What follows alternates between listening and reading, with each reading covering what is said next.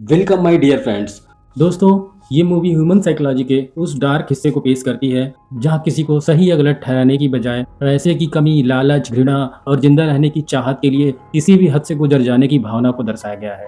8.5 IMDb rating के साथ Oscar award winning movie the parasite, जिस मूवी को हम आज एक्सप्लेन करने वाले हैं। उम्मीद करते हैं इसकी एंडिंग या तो आपको सोचने पर मजबूर कर देगी या झकझोर कर रख देगी। Let's see. मूवी की शुरुआत में हमें सड़क के किनारे बने एक बेसमेंट हाउस को दिखाया जाता है जहाँ रहता है एक परिवार, किम फैमिली। जहाँ हम देखते हैं कि की हू अपनी बहन जीवांग के साथ बाथरूम में अपने पड़ोसी के वाईफाई सिग्नल को रिसीव करने की कोशिश कर रहा है। पर वाईफाई का सिग्नल रिसीव नहीं होता तो उसे ऐसा लगता है कि शायद पड़ोसियों ने अपना पासवर्ड चेंज कर दिया है। पर तभी अचानक सिग्नल मिल जाता है तो की हू की माँ कहती है कि उसने एक पिज्जा कंपनी में जॉब के लिए अप्लाई किया था। चेक करो क्या उनकी कोई रिप्लाई आई है। पिज्जा कंपनी ने रिप्लाई किया था। इस तरह से किम फैमिली को मिल जाता है एक नया काम, पिज्जा के बॉक्सेस को फोल्ड करने का। दरअसल किम फैमिली आर्थिक तंगी से जूझ रही है। पूरा परिवार एक साथ है जिसकी वजह से उनके जीवन में छोटी छोटी खुशियां हैं और उन्हें लेके ही वो खुश रहते हैं।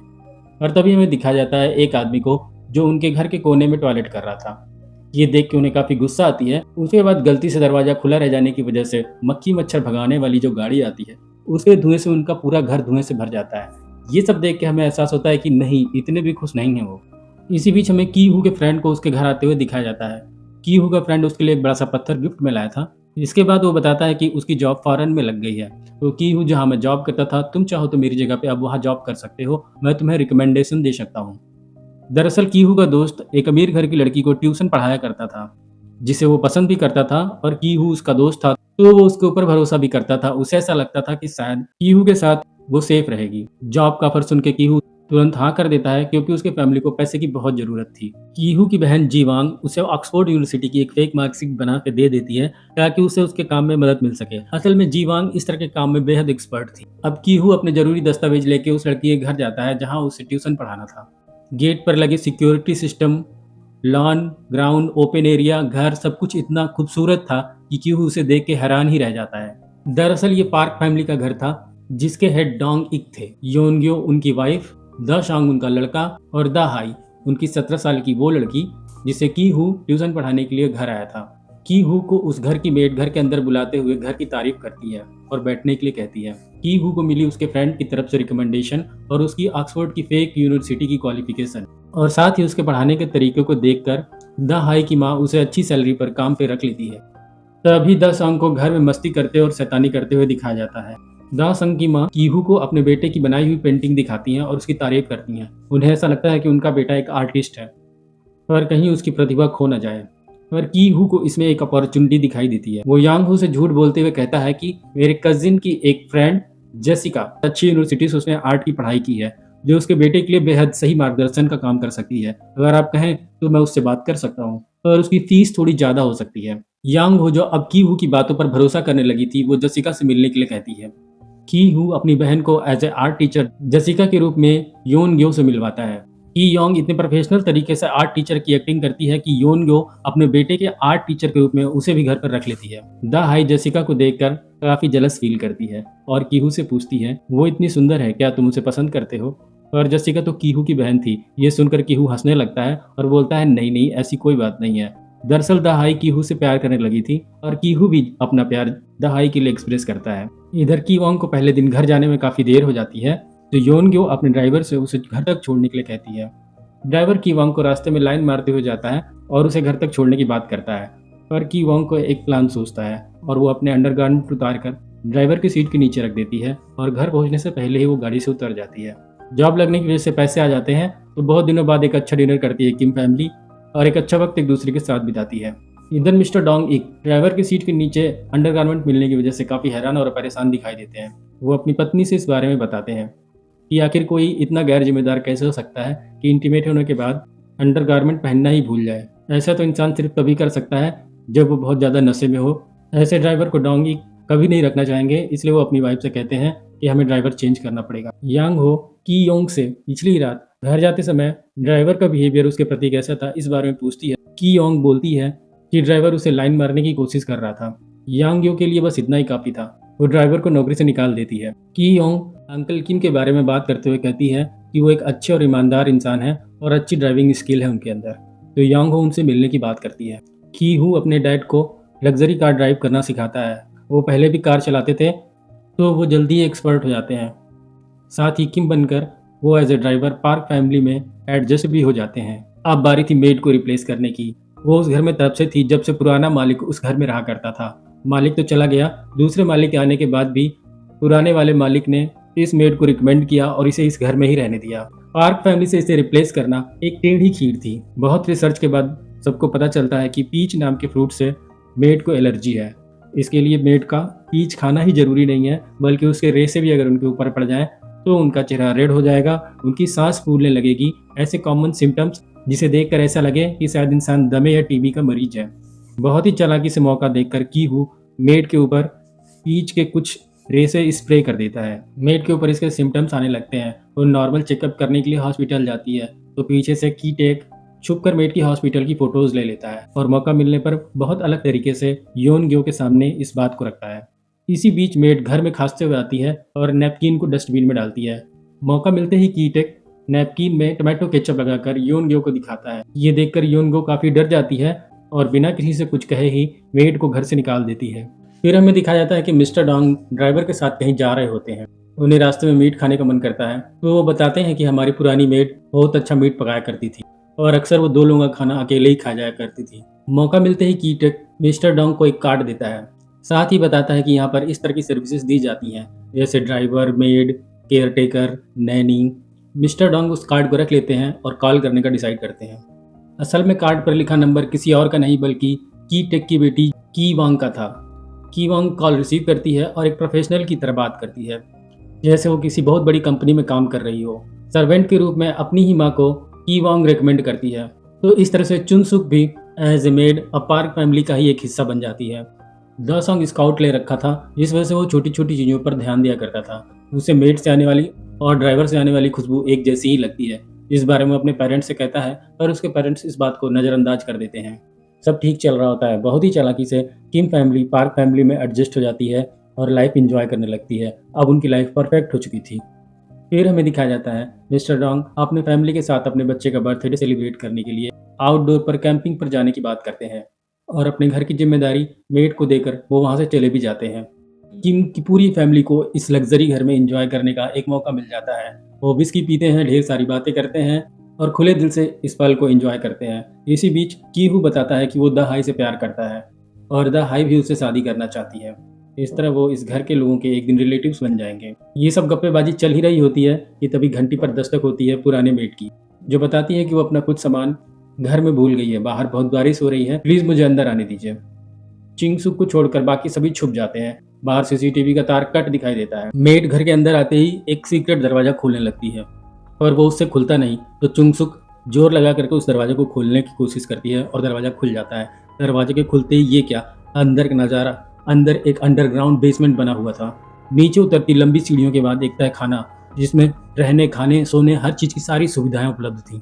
यहाँ पर कोई और नहीं बल्कि मेड का हस्बैंड पिछले 4-5 सालों से रह रहा था। ये सब देख के चुंगसुक हैरान हो जाती है और मेड उसे अपनी मजबूरी बताती है कि इन्होंने बहुत बड़ा लोन ले रखा था जिसे ये पूरा नहीं कर पा रहे थे और इसी वजह से इनको इस तय खाने में आकर छुपना पड़ा। अगर ये आज भी बाहर गए तो वो लोग इन्हें ढूंढ रहे हैं और इन्हें मार डालेंगे। इसलिए मैं आपसे विनती करती हूँ कि इन्हें यहीं रहने दीजिए। ना ही वो सिर्फ गिड़गिड़ाती है बल्कि पैसे भी देती है और बोलती है कि सिर्फ हफ्ते में एक दिन आप इनको खाना दे दिया करिएगा। और चुनसुक उनकी एक भी नहीं सुनती और फ़ोन निकालकर पुलिस को फ़ोन करने लगती है। तभी चुनसुक की फैमिली पीछे से ये सब नज़ारा देखकर हड़बड़ाहट में गिर जाती है। जमीन पर गिरते ही अचानक कीहू के मुंह से पापा शब्द निकल जाता है, जिसे मेड सुन लेती है और रिकॉर्ड भी कर लेती है। मेड को ये समझते देर नहीं लगती कि ये सब पूरी एक फैमिली है और यहाँ पे जालसाजी करके सबकी जॉब खा करके रह रही है। अब बाजी मेड के हाथ में थी और वो किम फैमिली पर हावी हो जाती है। फिर प्रॉपर वीडियो बनाकर उन्हें ब्लैकमेल करती है। इधर किम फैमिली को जैसे ही मौका मिलता है वो मेड और उसके हस्बैंड पर हमला बोल देती है, जिसके हाथ में जो आता है एक दूसरे को खींच के मारना शुरू कर देता है। तमाम जद्दोजहद के बाद किम फैमिली फोन तो छीन लेती है, लेकिन तभी घर के बेसिक फोन पे कॉल आती है। योन गो बताती है कि लगातार बारिश की वजह से उनके बर्थडे और कैंपिंग का प्लान कैंसिल हो गया है। वो घर आ रहे हैं 8-10 मिनट में, तब तक आप कुछ डिनर का इंतजाम कर दीजिए। ये सुनते ही मानो हड़बड़ी सी मच जाती है, क्योंकि इस वक्त चुनसुक को छोड़कर घर में किसी को भी नहीं होना चाहिए था। चारों तरफ फैली गंदगी को समेटा जाता है। चुनसुक डिनर बनाने में लग जाती है। कीटेक और कीहू किसी तरह मेड और उसके हस्बैंड को बेसमेंट में वापस खींच के ले जाते हैं। कीटेक मेड को सीढ़ियों पर छोड़ करके ही बेसमेंट में वापस आ जाता है और वो देख के हैरान होता है कि मेड का हस्बैंड बार बार अपने सर से मार के लाइट को ऑन और ऑफ कर रहा था। असल में एक खास तरह की टेक्निक है जिसे स्काउट में सिखाया जाता है। एक खास पैटर्न में लाइटों को ऑन ऑफ करके सिग्नल दिए जाते हैं और उसे डिकोड करके सिग्नल को समझा और पढ़ा जा सकता है। जब भी मेड का हस्बैंड किसी मुसीबत में होता था वो ऐसा करने लगता था और कीटेक को मालूम था कि यहाँ कोई आने वाला नहीं, इसलिए वो इस बात से ज़्यादा घबराता नहीं। पार्क फैमिली अब घर आ चुकी थी। की वांग सफाई करने के बाद डाइनिंग टेबल के नीचे छुप जाती है और की हु दा हाई के बेड के नीचे। योनग्यो जी वांग को बताती है कि एक बार बर्थडे वाले दिन दा हाई किचन एरिया में खेल रहा था, तभी उसे नीचे से एक भूत ऊपर आता दिखाई देता है और उसे जैसे मिर्गी का दौरा पड़ जाता है। इसीलिए वो कभी भी उसका बर्थडे घर पर नहीं मनाते। और असल में बात तो ये थी कि मेड का हस्बैंड ऊपर खाना ढूंढते हुए आया था, जिस बात को चुनसुक समझ जाती है पर वो कुछ कहती नहीं। इसी बीच सीढ़ियों से मेड ऊपर आने की कोशिश करती है और चुनसुक उसे सीढ़ियों से लात मारकर नीचे गिरा देती है। पार्क फैमिली के सो जाने के बाद वो बाहर निकल कर जैसे ही जाने की कोशिश करते हैं कि तभी द सॉन्ग कैंपिंग करने के लिए बाहर निकल आता है। साथ में डोंग और योन भी आते हैं और इस बार तीनों को ही डाइनिंग टेबल के नीचे छुपने का सहारा लेना पड़ता है। बाहर बारिश हो रही थी। द सॉन्ग कैंप लगाकर अंदर से अपने डैड से बात करने लगता है और बाहर से उसके डैड भी रिप्लाई करते हैं। इसी बीच द सॉन्ग कहते हैं कि उन्हें अपने ड्राइवर के शरीर की बदबू यहाँ तक आ रही है। ऐसा लगता है कि कहीं वो आसपास ही है। ये उनका वहम हो सकता है पर उन्हें अपने ड्राइवर से आने वाली बदबू जरा भी पसंद नहीं है। कीटेक ये सुन के बहुत ही दुखी होता है। खैर थोड़ी देर बाद डोंग और योन की आंख लग जाती है और किसी तरह तीनों निकलकर अपने घर वापस भागते हैं। चारों तरफ घनघोर बारिश हो रही थी। हाल बहुत ही खराब था। चारों तरफ पानी भरा हुआ था और उनका घर तो पहले से ही बेसमेंट एरिया में था, जिसकी वजह से आधे घर में पानी भर गया होता है। किसी तरह से वो अपनी जरूरत की कुछ चीजें लेके अपने घर से बाहर निकलते हैं और शेल्टर एरिया में पहुंचते हैं। इधर मेड के सर पर सीढ़ियों से गिरने की वजह से गंभीर चोट आई थी। उसका हस्बैंड बार बार लाइट्स को ऑन ऑफ करके सिग्नल भेजने की कोशिश कर रहा था पर इसका कोई फायदा नहीं होने वाला था। असल में मेड की जान अब जा चुकी थी। जो हुआ कीटेक काफी घबराया हुआ था और अपने बच्चों से सब कुछ खत्म करके वहां से निकल जाने के लिए कहता है, क्योंकि अब वहां रहने का उसे कोई भी फायदा दिखाई नहीं दे रहा होता। किसी तरह के प्लान से बचने की बात करते हुए वो अब दोबारा वहां न जाने की बात करता है और किसी तरह वो शेल्टर में अपनी रात बिताते हैं। दोस्तों यहाँ ये भी दिखाया गया है कि इस तरह अमीर लोग उसी बरसात में टेंट लगाकर बारिश का मजा लेने के लिए अपने गार्डन एरिया में एंजॉय कर रहे हैं और दूसरी तरफ गरीब लोग जिनके घरों में पानी घुस गया है, उनके पास ना कुछ खाने के लिए बचा है, ना कुछ पहनने के लिए, ना रहने और सोने के लिए, वो किसी तरह शेल्टर का सहारा लेके अपनी रात बिता रहे हैं। आज द सॉन्ग के बर्थडे का दिन है। योनग्यो की वांग को फ़ोन करके इनवाइट करती है और द हाई की हु को आने के लिए कहती है। पूरी फैमिली बर्थडे की तैयारी में लग जाती है। खरीदारी करके जब योनग्यो कार में बैठती है तो उसे भी बदबू का एहसास होता है, जिसकी वजह से वो अपनी कार का शीशा थोड़ा डाउन कर देती है। उसे ऐसा करते हुए कीटेक देख लेता है और उसे बुरा भी लगता है और गुस्सा भी आता है। इधर बर्थडे में आए अमीर लोगों को देखकर की हु द हाई से कहता है कि वो उसके लायक नहीं है, पर द हाई उसे अपना प्यार दिखाती है। पर की हु अब फैसला कर चुका था। वो पत्थर लेके बेसमेंट की तरफ चला जाता है।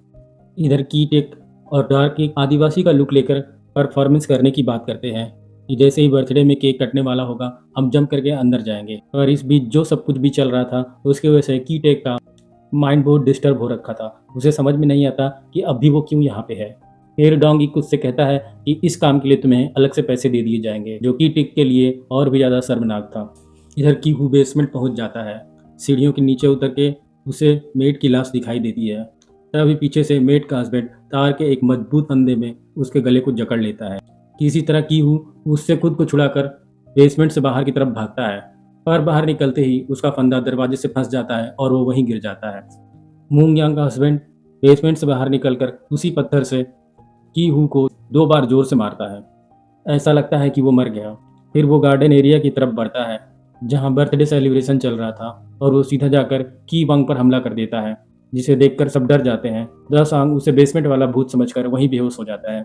चुंग अपनी बेटी को बचाने के लिए दौड़ती है। डोंग अपने बच्चे को लेकर हॉस्पिटल की तरफ भागता है। द हाई बेसमेंट से की हु को कंधे पर लेकर बाहर आती है। इधर की टेक की बेटी को चाकू लगा हुआ है।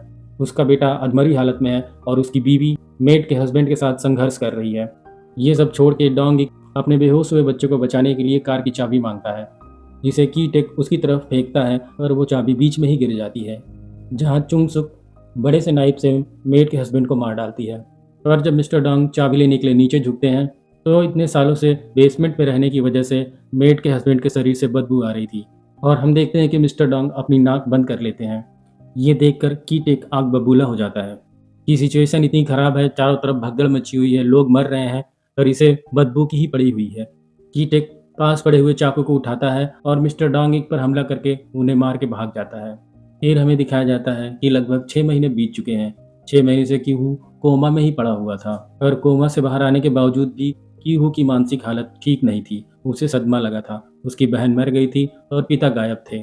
बस माँ साथ में थी, जिसे कोर्ट में ट्रायल के बाद मामूली सजा देकर छोड़ दिया जाता है क्योंकि उन्होंने मामूली जुर्म ही किए थे। हर किसी को नहीं पता था कि मिस्टर कीटेक हत्या करके कहाँ गायब हो गए हैं।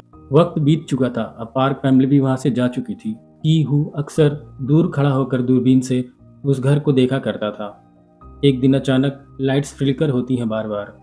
कीहू भी स्काउट का स्टूडेंट रहा था, इसलिए उसे इसमें कुछ अलग दिखाई देता है क्योंकि लाइट एक पैटर्न में जल और बुझ रही थी। कीहू जब उस लाइट के पैटर्न को नोट करके डिकोड करता है तो उसे पता चलता है कि हत्या करने के बाद उसके पिता बेसमेंट में ही चले गए थे। वहाँ उन्होंने मेड का अंतिम संस्कार भी किया। अब वहाँ नई फैमिली रहने आ गई है जो सारा दिन ऑफिस में रहती है और बच्चे दिन भर स्कूल में या कोचिंग में। तो उसे काफ़ी वक्त मिल जाता है खाना खाने और अपना गुजारा करने के लिए। वो ठीक है और कीहू को अपना ख्याल रखने के लिए कहता है। कीहू घर आकर प्लान बनाता है कि वो बहुत से पैसे कमाएगा और पैसे कमाकर वो उस घर को खरीद लेगा और हमेशा के लिए वहाँ शिफ्ट हो जाएगा। फिर उसके पिता आराम से उनके साथ खुशी खुशी रह सकेंगे। लास्ट में हमें दिखाया जाता है कि ऐसा हो भी चुका है, पर सिर्फ कीहू के ख्यालों में, क्योंकि उम्मीद पर ही दुनिया कायम है। दोस्तों, तो ये था पैरासाइट का समरी। यहाँ कीटेक फैमिली और मूंग यांग को एक पैरासाइट की तरह दिखाया गया है जो जिंदा रहने के लिए दूसरों पर निर्भर करते हैं और बाद में उन्हीं का नुकसान भी करते हैं। अमीर फैमिली भी गरीबों को बस कूड़े का एक ढेर ही समझते हैं, जैसा कि पार्क फैमिली ने किया। फिर चाहे वो कितने ही वफादार क्यों ना हो, वो कभी उन्हें अपना नहीं पाते। दोस्तों, मेरे साथ यहाँ तक बने रहने के लिए शुक्रिया। उम्मीद करता हूँ आपको मेरी स्टोरी टेलिंग पसंद आई होगी।